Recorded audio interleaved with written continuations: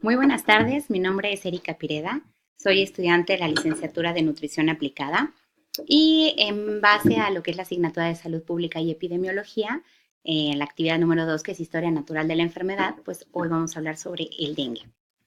Antes que nada, como introducción, vamos a hablar un poquito sobre lo que es el dengue. El dengue es una enfermedad que es causada por el virus DEMP. Este virus se transmite a través de la picadura de un mosquito, el cual se denomina Aedes aegypti. Este es el portador de la enfermedad. Cabe aclarar que esta enfermedad no se transmite de persona a persona, solamente a través del piquete de este mosquito. En la actualidad no hay ninguna vacuna para prevenir lo que es esta enfermedad, pero bueno, sí hay lo que es una metodología para poderla combatir ya estando dentro del cuerpo del huésped, digamos. Los lugares más comunes de su propagación son las regiones tropicales y subtropicales y los lugares en donde haya mucho estancamiento de agua. La situación epidemiológica de esta enfermedad hoy en día se encuentran 2.537 casos confirmados, 68.939 probables y 30 fallecidos. A continuación vamos a analizar lo que es la historia natural de esta enfermedad a través de la tabla de Leavell y Clark, que ellos fueron los que hicieron, digamos, una especie de tabla en donde se ponían toda la historia clínica sobre la enfermedad y sobre el paciente. Así, de esta forma, nosotros vamos a poder entender un poquito más lo que es la enfermedad, lo que lo ocasiona y cómo se puede prevenir. Vamos a analizar esta tabla. En esta tabla se muestra lo que es el periodo prepatogénico y periodo patogénico de la enfermedad.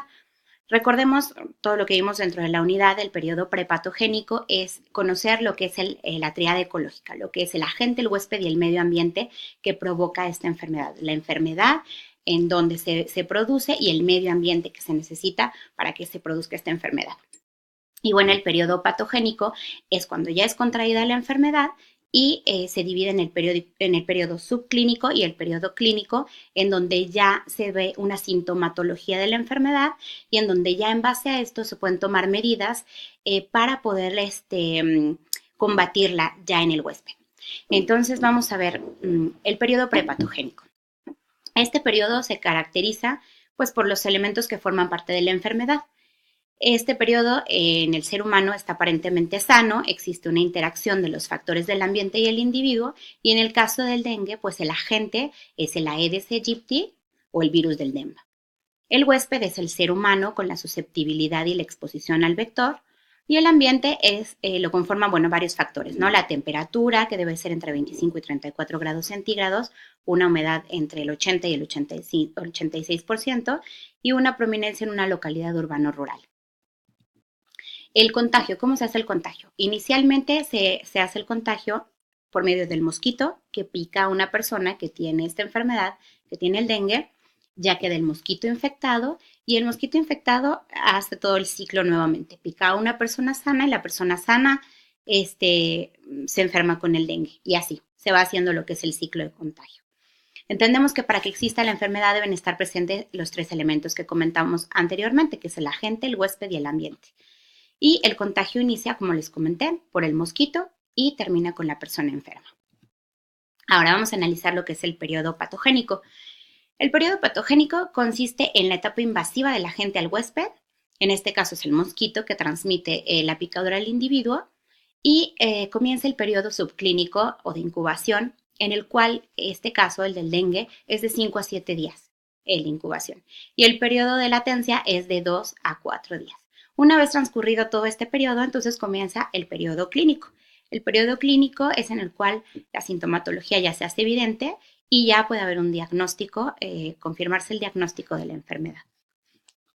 Ok, el periodo clínico de la enfermedad es el siguiente, es determinar qué tipo de dengue se ha contraído, si es el dengue clásico, el cual se presentan fiebres altas, mareos, vómito, malestar, cansancio, dolor abdominal, puntos rojos en la piel, que son las picaduras, y el dolor de cabeza y en los ojos.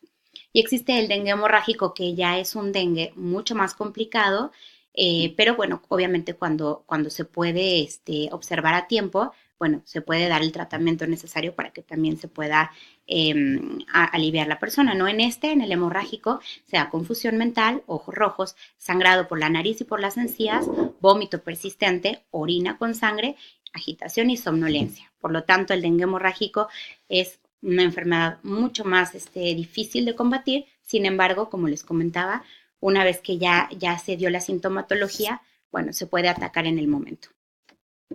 Este periodo propatogénico, bueno, una vez que la enfermedad ya es diagnosticada de acuerdo al cuadro clínico que presentó el paciente, según los síntomas que obviamente esté presente, bueno, se debe acudir lo más pronto posible a servicios hospitalarios para que se le dé la atención y el cuidado necesario para poder rehabilitar al paciente, ya que en caso contrario, esta enfermedad puede desencadenar incluso la muerte. No como lo comentábamos anteriormente, no hay una vacuna que exista como modo de prevención, pero bueno, en el caso en el que los síntomas ya se hagan evidentes, pues en ese momento hay que acudir a atención hospitalaria. ¿Cuáles son los niveles de prevención? Estudiamos dentro de la unidad 3 tipos de niveles de prevención: la prevención primaria, la secundaria y la terciaria. Es importante tomar en consideración cuáles son las medidas preventivas para esta enfermedad y concientizar también a la población de cuál es el cuidado que debe de manejar, tanto en su casa, en su salud, utilizar productos que sean repelentes, mallas mosquiteras, para evitar, obviamente, ser picado por este mosquito.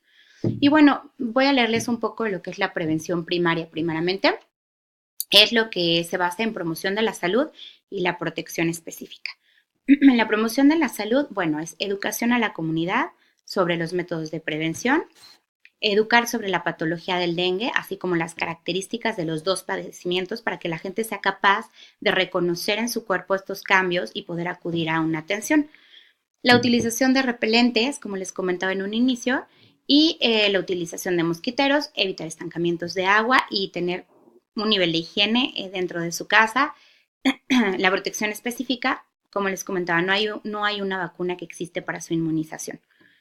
Ahora, en la prevención secundaria entra lo que es el diagnóstico temprano, tratamiento oportuno y la limitación de la incapacidad. ¿Qué me refiero con esto?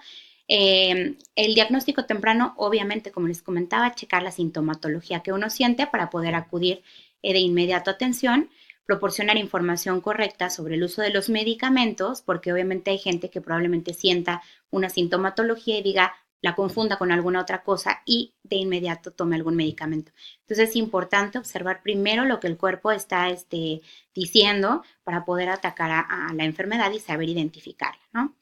Diagnóstico del tipo de dengue que se haya contraído, en el caso del clásico o el hemorrágico, como lo platicamos anteriormente. Educar al paciente a la no automedicación, control constante de la temperatura y un tratamiento oportuno mediante una buena hidratación, reposo y acetaminofén.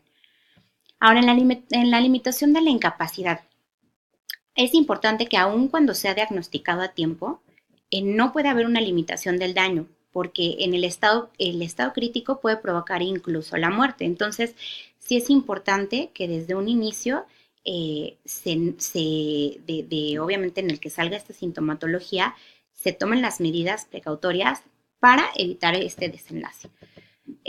La educación a la sociedad del monitoreo de su salud, de observar los síntomas que se presenten para que pueda hacer un diagnóstico correcto. Como les comentaba, conocer su cuerpo, observar, ver si tengo picaduras de moscos, qué me está pasando, tengo fiebre, me siento mal, no sé, tengo vómito, tengo sangrado. Entonces, en base a eso, para que le puedan explicar a los profesionales de la salud qué es lo que está sucediendo en su cuerpo, ¿no? Y bueno, en cuanto aparezcan los síntomas, acudir inmediatamente a alguna clínica para recibir atención. ¿Qué pasa con la prevención terciaria, que es la última, es la rehabilitación?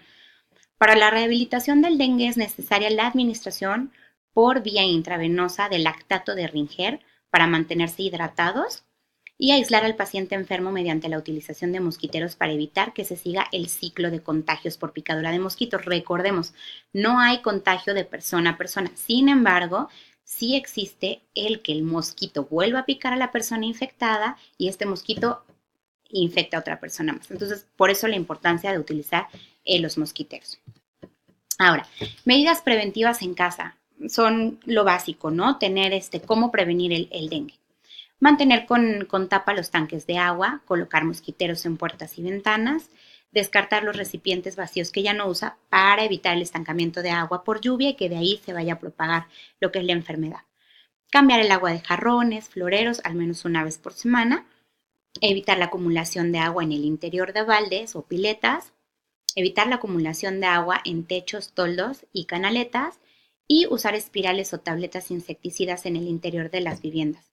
Es importante tomar estas medidas preventivas para evitar que se propague esta enfermedad y bueno, son medidas muy sencillas que podemos hacerlo cotidianamente. Al menos una vez por semana estar revisando este tipo de cosas en nuestro hogar. El esquema final de la enfermedad, bueno, vimos la estructura del virus, de qué se trata, las áreas infectadas, pues básicamente las tropicales y subtropicales, la forma de contagio, que aquí aparecen las formas de contagio que empieza por el mosquito picando a una persona contagiada y termina con la persona contagiada que es picada por el mosquito y así sucesivamente. Su prevención, como aquí lo dice, usar repelentes, usar mosquiteros, utilizar ropa con manga larga, todo si se sabe que hay una epidemia, con más razón está el cuidado de estancamientos y todo. Los síntomas, pues ya las vimos, ¿no? Se pueden dar dolor de cabeza, sangrado, diarrea, prurito, que se puede dar urticaria, bueno, en fin, todo lo que vimos y el tratamiento. No hay vacuna, como aquí se menciona.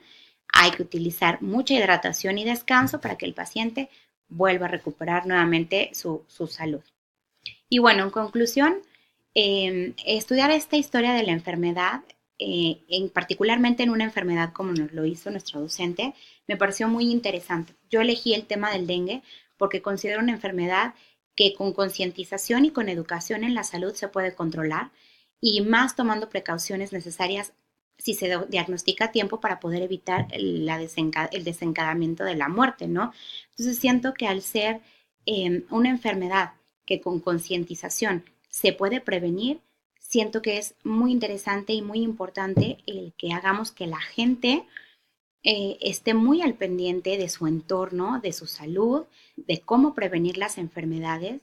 Y bueno, puede llegar el momento en el que una enfermedad que dependa de nosotros pueda llegar a nulificarse en el caso de llevar cuidados. Y si no es así, al menos, pues no llegar a la muerte, ¿no? O sea, realmente el que como ser humano podamos darnos cuenta de qué es lo que le pasa a nuestro cuerpo, qué está sucediendo, porque bueno, muchas veces también hay mucha gente que vive en situaciones, sí, ¿no? En situaciones precarias en donde tal vez pues, igual y dicen me siento mal, me espero a ver que me sienta mejor y bueno, hay lugares en donde pueden atender este tipo de síntomas de manera gratuita, hay atenciones a la salud y bueno, sí es importante que la gente se concientice para poder evitar o nulificar una enfermedad como esta. Considero muy personalmente que esta actividad me encantó, esta materia me gusta muchísimo, es una asignatura que la encuentro muy interesante y siento que el poner en práctica todo lo que hemos estudiado dentro de las unidades, pues todavía lo hace mucho más interesante y nos hace más que nada aprender lo que realmente estamos estudiando. Entonces, estas son mis fuentes en formato APA sobre las cuales consulté lo que es la enfermedad y pues agradeciendo mucho su atención y nos vemos en las siguientes diapositivas. Hasta luego.